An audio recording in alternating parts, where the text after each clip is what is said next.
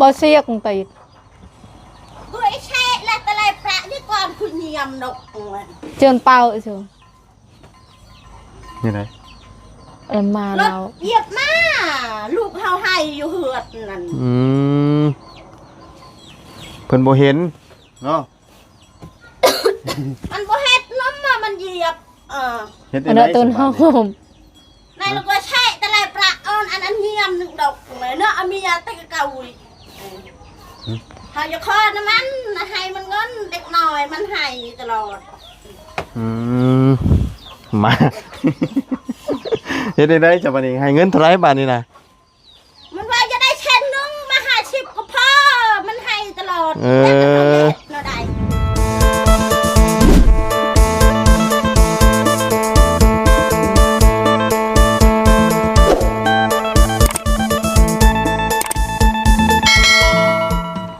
เอาเนาะหลังจากที่ออกมาจากบุษบาเนาะมาทางนี้ก็โอ้ผักเพิ่นก็ออกพอกินกับลาบไก่ได้นี่เนาะเหมือนต้มเบิ่นบ่ไก่นี่ยังเหลืออยู่ อันนี้บ่เนาะโอ้พอดีลาบแล้วนี่เนาะลาบใส่ผักหอม ใส่ผักหอมกับอันน่ะกินกับผักกาดนี่โอ้กำลังใหญ่พี่น้องเอ้ยเนาะเนาะมาวันนี้ครับเริ่มเป็นเขาได้มันอย่างเพิ่นก็เริ่มตัดเริ่มง่ายเริ่มถอนนะพี่น้องเนาะเอาพี่น้องก็ทักทายสบายดีนะสวัสดีพี่น้องกันเบิดสุขุสุคนเนาะหลังจากที่ออกมาจากเอื้อนน้องบุตรตอนไปบ่เห็นพี่น้องเนาะจักเพิ่นมาได้ใส่กะเยี่ยมยามถามข่าวก่อนฝนบ่ตกลิ้นปล่อยยี่ๆเนาะว่าทางนั้นกันแล้วเรียบร้อยเนาะหัวเพิ่นสวนเพิ่นแต่บ่ฮู้ว่าปลูกแล้วบ่พี่น้องเอ้ยไผล่ะถอยนะแม่มันยังชันน่ะ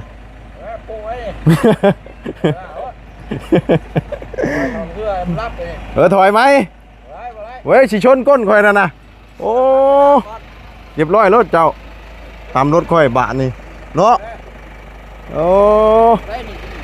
นี่บีแล้วนี่บีแล้วโอ้เป็นห้อยเจ้ามาเบิ่งนี่โอ้ขูดจืดเลยนี่ตายยั่งมาจอดไปที่เขาไม้เลยจอดรถตามทางดูบาทนี่เนาะบอกจะวิทย์เต็มเลยเกือบแล้วคือขูดจืดเลยลงมาทำพิชอบรถเฮ็ดสีใครรถจะไหลเอาลองไหมมันไหลแม่ดูเร็วนี่ครับตำนี่ไม่ได้พิษได้โอ้ยเจ็บทั้งคอได้เป็นไรคือว่าหยับหมาตัวนึงมากินเนี่ยว้ามีกันเลยกล้าเข้ามาแล้วก่อนจะเหยียบอีใช่น่ะมองทางโค้งอ่ะตายบ่เบิ่งอยู่ตายบ่หัวดูตาเฉียงเอาบ่มาโดยน้อยเนาะโอ้ยเนาะเอาบ่ได้ตั้งใจเนาะเฮ็ดได้บาทนี่ซะพี่น้องเอ้ยฝนตกดินเนาะนี่เนาะยินปล่อยไปจะค่อยเยี่ยมยามถามข่าวทั้งนี้ก่อนมาวันนี้ชวนพักออกอีกเลยเนาะแต่ผู้สิปลูกแล้วบ่โอ้ยเนาะผู้ฝนตกลองกันมาเฮือนใหม่ได้นี่ เอาเดี๋ยวไปเลยอ๋อมาสิอยู่ให้มั้ยโอ้ยเจ้าก็เลยเนาะ มาแล้วแม่มาอยู่นะแม่นี่ลดราคานี่ ขูดยืดอันนี้โอ้ยเพลแล้วรถค่อยนี่เป็นห้อยบัดนี้บ่เป็นห้อยแต่เป็นซ้ำเนาะซ้ำอีดีตายรถบาด หาเงินเฮ็ดสีกันไปฉันถอยรถเพิ่นก่อนนี่ยังหัวยังสบายดีโอ้ไปใส่มากตอนมากคือบ่เห็นฮะเบิ่งฟังเสียงก่อนไปเรียนเฮนะสาวเพราะว่าน่ะเอื้อยหันมาแต่เฮ็ดเวียกจะถ่ายโอ้มาชี้จู้จ้ะไผมาเฮ็ดเวียกเอื้อยลูกนะสาวอยู่บ้านนี่บ่โดยอ๋อพอจังมาบ่เห็นไผเนาะปีกใจก็เงียบเงาบ่มีไผจักคนโอ้ได้ต้อนของไทยบ่ได้กินบ่ขนมไทยฮะเอ้ามาแต่ไทยก็ได้กินขนมไทยเด้อเนาะอ๋อเพิ่นมาเฮ็ดเวียกบ่ไปเพิ่นบ่บัดยังบ่ทันได้เฮ็ดบัตรฮะยังบ่มีบัตรยังมีบัตรอยู่ โดย เฮ็ดติ บ่มีเงิน อืม บ่มีเงินเฮ็ดบัตร เท่าไรเฮ็ดบัตรก็ประมาณ 3,000 ปลายนี่ติ 4 ล้าน 4 ล้านพุ แม่น4ล้านปลายเพอเฮาอยากได้ไวเลย โอ้บ่เฮ็ดไว้ปานนั้นก็ได้เฮ็ดได้ เดือนหนึงนี่ประมาณ 3,000 ปลายเอาเฮาบ่ได้พร้าวเด้เฮาต่างอันว่าหางานได้เฮาก็เฮ็ดรอไปเรื่อยๆเนาะไปบ่เจ้าก็ได้ ก็อยากไป ฮะไปเฮ็ดงานหยังถ้าไปอ่ะ งานยังก็ได้ งานหยังก็ได้บ่มีแล้ว งานหยังก็ได้บ่มีแล้วมันต้องมีงานที่ว่าตัวเองมักแล้วก็เคยเฮ็ดหั่นน่ะหลักๆที่ว่าเคยเฮ็ดก็เลี้ยงน้องบ่ฮะ เวียกบ้านขายเครื่องก็ได้ ขายเครื่อง โดย อ๋อขายเครื่องหรือว่าเลี้ยงลูกให้เพิ่นได้ปะเฮ็ดได้กินได้ปะ เฮ็ดกินบ่ได้ บ่ได้ได้แต่เอาลูกให้เพิ่นเนาะ ได้แต่ ให้ เนาะ กินข้าวละ ฮะ กินข้าวแล้วบ่ กินแล้วกินแล้วก็มาเขามาหาน้องบุตรเพิ่น กินข้าวกินน้ำก่อน โอ้บ่ได้กินหลายมื้อเลยเนาะจักมื้อแล้วนี่ แม่น7มื้อเลยจักบ่ ก็ได้ ฮะ คลำบ่ได้กิน แสดงว่าคลำ7มื้อเนาะ ตอนนั้นยังบ่ได้ปลูกบ่พักน่ะ ยังหากะขุดนาน หากะคุณนานแล้วมื้อนี้ ยังบ่แล้ว สิปลูกหยังบัดนี้น่ะ ปลูกมักแตง เอาหมักแตงอย่างเดียวบ่ มักแตงแล้วมักเพชร ตัวนี้นี่มันพักอย่างเดียว ผักแล้วมักแตงน้ งามเลยนะประกาศใกล้จะได้กินกับลาบไก่แล้วเนาะยังเหลืออยู่บ่ไก่ น่ะ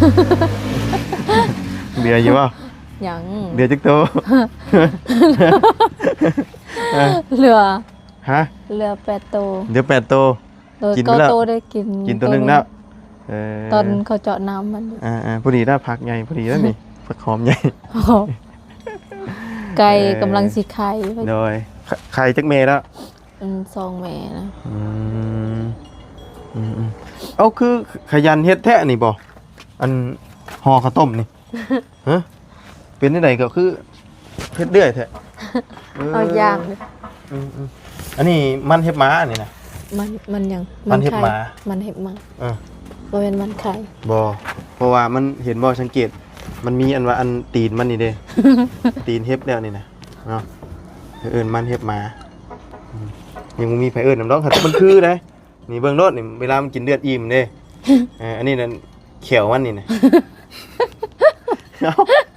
อันนี้แหละแขว ใส่ มัน มันมีแคล เอ้าเฮ็บเด้นี่ เวลามันกินอิ่มมันสิไข่ในนี้ อันนี้ก็มองตีนมันเด้อันรูปมันน่ะเด้เอาบ่เชื่อเอาเบิ่งเฮ็บหมาตัวใหญ่ๆน่ะอันนี้น่ะ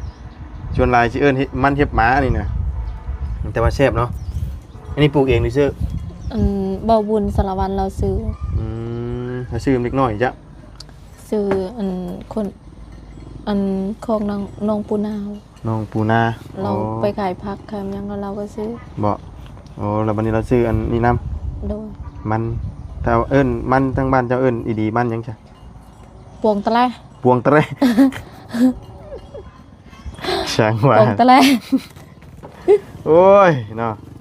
กินยากแท้บ่แต่ห้ามบ่ต้มนี่ก็คันเลยเนาะคันคอ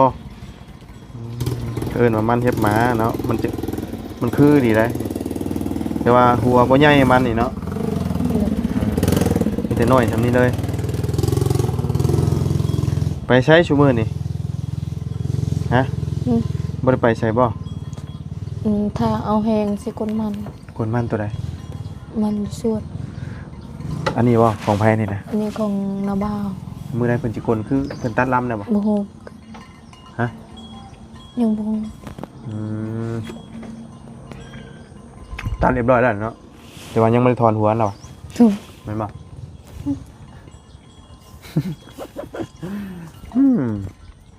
มันตะและปวงตะแล ฮะ ปวงตะแล ปองตะและปวงตะและ ปวงตาแล ปวงตาและ ถึ แม่ ง นเห็นบ่เอิ้นยากเนาะภาษาทางเนาะเพื่อสิได้คำหนึงโอ้ยากเนาะเนาะ กินข้าว ฮะ กินแกงหน่อไม้ กินได้เด้อกินแล้วกินได้ก็มาเพื่อนน้องบุญเพิ่นนี่เด้อ กินแล้วกินอีกบ่กินคลำ กินมันเนี่ยเด้กินมันแทนข้าวเนี่ย มันก็ชุดมันเขาชุดเขา บ่มีหมูกินเนาะ เอาก็น้องสองคนนี่แหละสิกินนะ หมูกับไปแล้วบ่เชียงก็ไปเลยทั้งอันนั้นเด้ทั้งบ่จันทร์บ่บุญเพิ่นบ่เข้ามาอีกบ่ บ่หรอก อืมอาจารย์ลาวหรือมาแล้วบ่ มาแล้ว มานำกันนะวะ แม่นบ่เพิ่งก็เข้ามาแล้ว มานำกันเบิด4คนบ่ บ่เพิ่งเราขี่รถจักร มีแต่บ่เพิ่งบ่ขี่รถจัง โอ้ย อาจารย์ลาวแล้วเอารถขี่รถมาชื่อเนาะเราบ่ได้ขี่มาเนาะ เนาะ เพราะว่ามื้ออื่นคือว่าบ่บุญกันวันนั้นสิกลับก่อนบ่ อืม กลับก่อนบ่ได้ฝากหยังอันไปเยี่ยมพ่อบ่ จักสิหาหยังแนวฝากคุณ มันเริ่มหายากเลยเนาะ แม่นทำไมก็สิเบิดแล้วพักก็บ่ น้ำไม้น้ำมันก็เริ่มเบิดอ่ะยังก็สิบ่มีกินได้แล้วนี่หลักๆก็มีแต่ปลูกบักทั่วบักแตงแน่ใบต่ำ ถ้าพักใหญ่ก่อน ฮะ ถ้าพักใหญ่ก่อน พักใหญ่นี่เฮ็ดได้บัด สิฝากให้พ่อ ยันหมดก่อนมาจัก บ่เพื่อไปฮอดมันสิมีเอากันบ่ ถ้ามักแตงเป็ด ทำบักแตงคืออยู่บักแตงทั่วหากแต่ว่าประเภทนี้มันเก็บไว้เบิ่งเนาะมันสิเหี่ยวต้องหาอันแนวที่ว่าแห้งๆอะนะมันชวนหลายที่ว่าเฮาฝากไปแล้วมันได้กินโดนพร้อมเด้เพราะว่าเพิ่นอยู่ชั้นน่ะมันก็คือว่าแล้วเฮาก็บ่เคยเข้าไปอยู่เนาะบ่ฮู้ว่ามันเป็นแบบใดเนาะการใช้ชีวิตมันก็ลำบากคือว่าหั่นน่ะแต่ว่าการอยู่การกินนี่บ่ฮู้ว่ากินแบบใดนะมันเอาของฝากไปแล้วมันสิบูดสิเน่าแบบใดเด้มันหักคำว่าของมันเน่ามันบูดไว้ก็ต้องปั่นกันกินเนาะตำเจียวนี่ เอ้าตำเจียวแห้งๆนี่ได้เคยได้ถามเนาะอยู่ว่าข้างในแบบว่าได้เฮ็ดหนึ่งข้าวหนึ่งหยังกินบ่ เขาก็ได้นึ่งเขา อ๋อ นึ่งเอง หนึ่งกินเองแต่ว่าแต่ละมื้อแต่ละเว้นนี่ก็ตื่นมาแม่นเราเฮ็ดหยังแบบอยู่หั่นได้ถามบ่บ่ได้ถามครับแต่ว่าหลักๆนี่ก็สิเฮียนชานเฮเนาะชานเฮนะ บางทีก็ออกเฮ็ดเวียกเขาให้ออกเฮ็ดเวียกจีนเวียก แต่ว่าต้องมีคนคุม นี่ ว่าไงใกล้เพิ่นว่าไงเพิ่นตัดสินเนาะเพิ่นก็ต้องพาออกถ้าว่าเฮาหนีหรือว่าเฮาลักไปนี่โทษมันสิหนักอีกเด้จากว่าไงคือเปรียบเทียบใส่มื้อ2มื้อนี่สิได้ออกแต่ว่าเพิ่นปล่อยออกไปสินะเพิ่นปล่อยออกปั๊บออกไปเฮ็ดนี่บางคนหนีเลยเด้เพิ่นจับได้อยู่อีก10 ปีบัดนี้จากที่ว่า3มื้อแล้วมันลักหนีนะนี่นั่นเลยเนาะมาที่ต้นนาซาวเนาะบ่ได้ขนมของไทยมากินเนาะ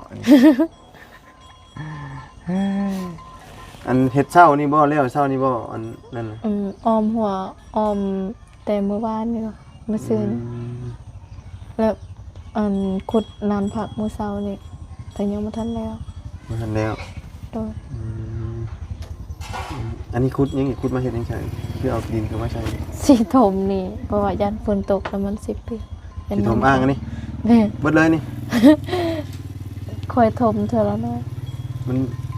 โอ้เบิดหลายเด้ถ้าว่าสิเอาดินอยู่นี่พุ่นแล้วฮอดอันน้ำเจ้าพุ่นนะฮอดอยู่เนาะคำมันสิฮอดนะครับเอาโซนนี่เนาะขุดเอาทางนี้ก็ได้แต่ว่าไกลเติมดอกเพื่อนสิฮอดนะ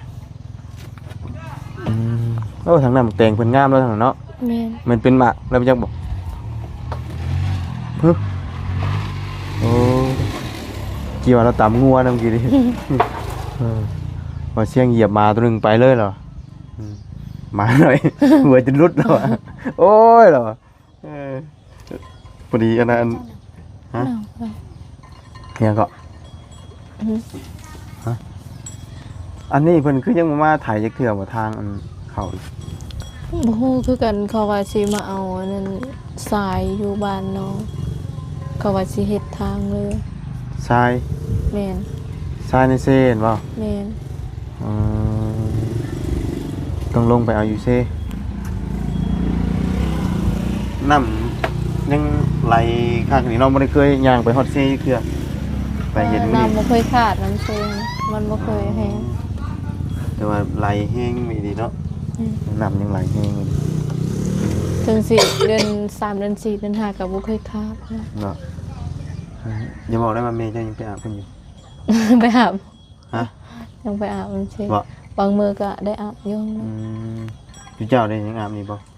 อาบน้ำอยู่ เห็นว่ายังไปอาบน้ำเซ่ บ่ บ่ได้ไปเลยเนาะ โดย แต่กินได้ยังกินน้ำเซ่อยู่บ่หรือว่าน้ำประปา บ่กิน น้ำนี่เนาะ กินธรรมดานี่ เกี่ยวไปกินน้ำเซ่คือเก่านะ บ่ เนาะห่อข้าวต้มคือเก่ามื้อนี้ก็ได้คือขยันห่อแต่เนาะข้าวต้มใส่หมักทั่วคือเก่าบ่ โดย กินข้าวอิ่มแล้วเดี๋ยวบ่ค่อยอยากปานใดต้องกินตอนอนอยากข้าวเนาะจังแซ่บเนาะ นะกะ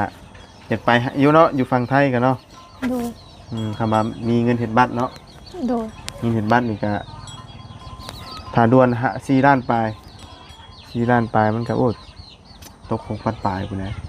4ล้านสิประมาณ 6,000 เนี่ยเนาะ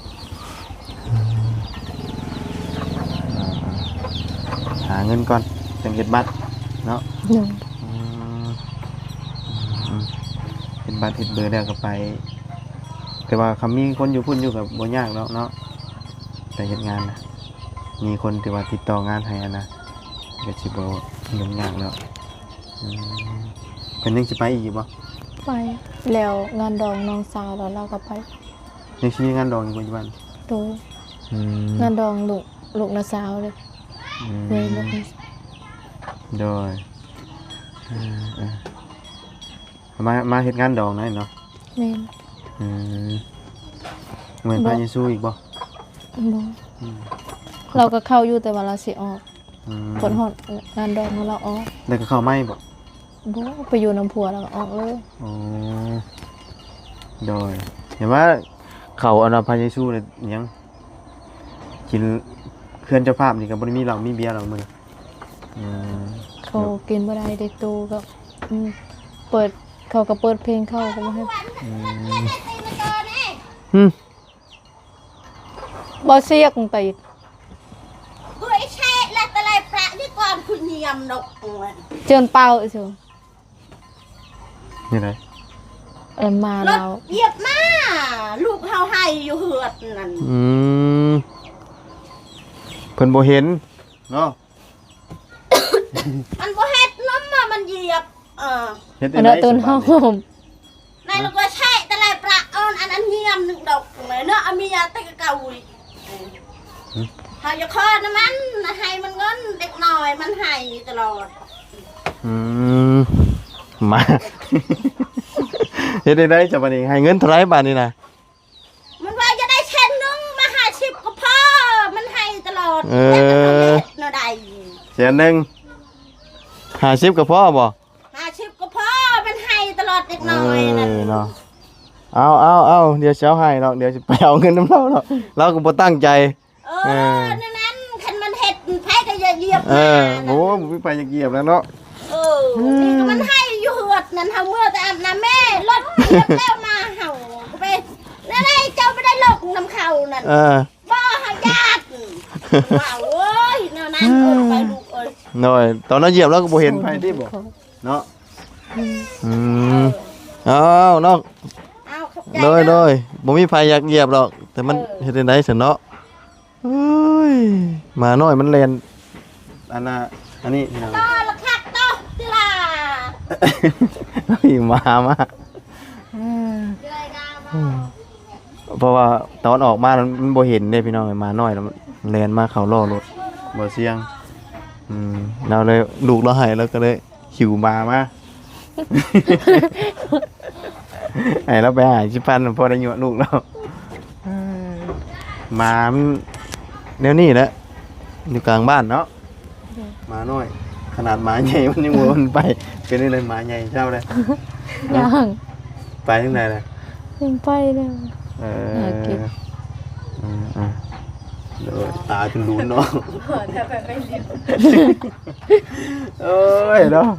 คือบ่กล้าให้เบิ่งเลยพี่น้องตามันลุดเนาะ เหยียบคอ เหยียบคอเนี่ยมันมาหน่อยเนาะนึกแล้วให้จะจังได๋ซะเนาะมันบ่ได้ตั้งใจพี่น้องเอ้ยขอโทษขออภัยอะนะบ่มีใครอยากเหยียบได้พี่น้องเอ้ยเอ๊ะ ว่าบ่บุญเหยียบมาเขาเป็นไงนี่มันดีแล้ว ดีแล้วป่ะมาเขาเคยเหยียบอยู่เพื่อนนะแต่ว่าบ่ได้ตายนะคาเปจิละ ตายกันแล้วอยู่เอ้ยกินนะ น้อยทานเฮ็ดกินได้ป่ะ ไปเข้าแล้ว น้อยบ่ได้กินแล้วเขากินเคยกินโยตะกี้พุ่นนะแต่ว่าขาใหญ่มากบ่ได้กินจักเทื่อกินตั้งแต่ข้าวยังเป็นถึงน้อยอยู่โอ้มตีนจุ่มมันเอาน้อยเขาบ่เห็นนะเห็นไผสิเหยียบ มันบ่เห็นอ่ะชวนลายโอ้ยไผสิอยู่ๆตั้งเป็นเหยียบมันเนาะ เฮาก็คนกันมันก็จังบาปจักเบ้นคือกัน คนก็คือกันแบบเวลาเขาซนหันเขาก็บ่ได้ตั้งใจว่าสิเหยียบแต่มันก็มีใครตั้งใจแล้วเนาะตำหยังก็ตำเหยียบหยังมันก็ตายเสียหายเนาะตำเพพังคำตำก็ได้คือรถตำงัวตำหยังก็ตำบัดนึงก็แม่นเบิดเงินตั้งเท่าไหร่หมื่นโดนนะคือรถนี่แพงคือหยังกำเหยียบไก่ยังธรรมดาก็บ่อยากเหยียบคือกันเวลามันแล่นตัดถนนหนทางอย่างก็ได้แต่ว่าบางเถื่อเขามาไว้เดี๋ยวมันแรงปึ๊ดบัดเดียวพวกมาอย่างเงี้ยต่ำหักแต่ว่ามานี่บ่อยากตายแต่เบ้เขามาแรงตัดหน้ารถอ่ะมันสูงเลยกับมานี่มันจะต่ำอยู่มันก็สิบ่ต่ำตายมันสิหมกอยู่พื้นมันเลยมันก็ตายมาไปแล้วเนาะ ก็ตกใจแล้วก็หิวมาว่าเราจะเอาที่ไหนดีวะโอ้ย เราก็ตกใจคือกันว่า หิวเอา มาแต่ หิว ไผเหยียบมา เราคิดว่าข่อยจะเหยียบเนาะคิดว่าบุญได้เหยียบพี่น้องเลย เห็นรถจอดดีๆเด้ เบิ่งเราจนสั่น โอ้ย เริ่มเลยจะเรียนรู้จักหน่อยก่อยจนจ้า กูบอกกล้าไม่กล้องอยู่เลยเพิ่นว่านี่หิวตรงเต็งมัน ตีนมือเราจนสั่น เดี๋ยวไปมึงไปเอาเงินมาเสี่ยงกันพุ่นนี่เอาเงินมาเสี่ยงกันเด้อ หิวมาตาลุนปรุยเฮ้ยมาน้อยเองเนาะมา แต่ ใหญ่ มันกดนะเนอะ โง่น้อยเพิ่นอยู่บ่ยะตกใจเนาะหิวมา หิวมา บ่คิดว่าเพิ่นชีวิตชีวางได้เด้บ่คิดว่าเพิ่นสิตามมานี่ ตีนมือเราจนสั่น ฉันก็มา ไม่บอกก็ดัง น้อยเอาเนาะมื้อนี้ก็พอดีไปแจ้งทางน้องบุตรเพิ่นเนาะมีผู้ใหญ่สมทบเรื่องเฮือนทางชาติเรา เท่าไหร่ 8 ล้านเนาะสมทบอันกับบ่าวบุญมาจันทร์นั่นแหละได้หาก็ได้แต่เช้าเนาะเนาะเอาซะไปเด้อสิไปป้าเด้อซั่นเด้อบัดนี้เด้อ เอาบุกินข้าวก่อน บ่กินในขอย่านนั่น ของมาแล้วไหม เราจะเอามาไม่อบแล้วบัดนี้นะอยู่ต้องแต่งมาแล้วมาแต่ว่ามันเห็บหมาจะเอามาให้ช้ำข่อยก็ย่านเหมือนกันได้กินอยู่หมาว่าบ่ภาษาเจ้าเสียงดังช้ำเนาะย่าน เดี๋ยวมาเชียงโทรหาแล้วกันได้เด้อมาเชียงเด้อถิ่มขี่ไม่ค่อยได้แบบนี้อยู่มาตามมา บ่เสียงไปก่อน มาเชียงไปแล้วตกใจแล้วแบบนี้เนาะมาทุกคนน้อยปลามาน้อยใช่ไหมกินเนาะ แม่ จำนี่เด้น้อยจำนี่เด้โอ้ยบ่ได้ตั้งใจเด้อพี่น้องเนาะมันหักเห็นได้มันแล่นเด้รถเฮาออกมาแล้วมันแล่นปึ๊ดมาจาก นั่นนะ แต่เฮ็ดไผสิเหยียบ อืม ไปตัวนี้ มีไปตั้งใจเหยียบหรอกหูหมากาไก่มันก็มีชีวิตคือกันคนเท่ากันเนาะบ่ไปสิอยากเหยียบ แต่มันแรงมาพอดีเหยียบมันนั่นพอดีเนาะรถใหญ่ก็มาน้อยแฮะ อายุเราถือมาจังนั้น อายุมาบ่ ไปจะเนาะไปก่อนมีแต่ไปก่อนบัดนี้ยันเราเมื่อลูกเราหายอีกบ่แห้งแล้วหิวมารอบสองเนาะ เดี๋ยวเรามาตามอีก เดี๋ยวเราตามอีกช่วยอีกแล้วครับออกก่อนพี่น้องไปเด้อฉันเด้อ โอ้ยสวัสดี เด้อเนาะเดี๋ยวพ่อกันใหม่พี่น้องเอ้ยเดี๋ยวพุ่นแหละบัดนี้ก็สิเข้ามาทั้งเพื่อนลงบุตรพุ่นนะบัดนี้กายพุ่นนะบัดนี้ ถึงสิไปกับแวมากินข้าวน้ำน้องก็ได้ ด้อยกินนั่นแหละว่าพักเริ่มใหญ่แล้วเริ่มมันมีแนวเก่งได้หยังไทยแล้วนี่ น้องเขาบ่ได้ว่าหยังให้สะอายเขามาลิน ด้อยเก่งใช่หนูเก่งกะไนบ่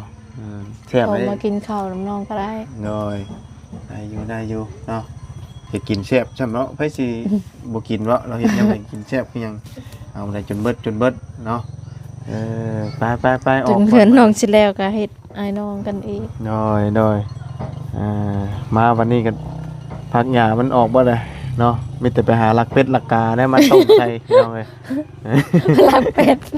ลักเป็ดลักหยังอันนี้เนาะไปฉันฝนมาอีกเลยได้นี่มืดมาเลยกินนี่ตกปล่อยๆเนาะหุ่นจากนอนน่ะชงชายบ่ได้นอนคืนนี่เนาะนอนดึกหน้านี่เนาะธรรมดาผู้สาวเนาะนอนดึกธรรมดาไปเลยเด้อใช่ทั้งเมย์จะไปแล้วบ่ ถึงเพื่อน ถึงแล้วไปเลยเด้อไปเด้อเด้อ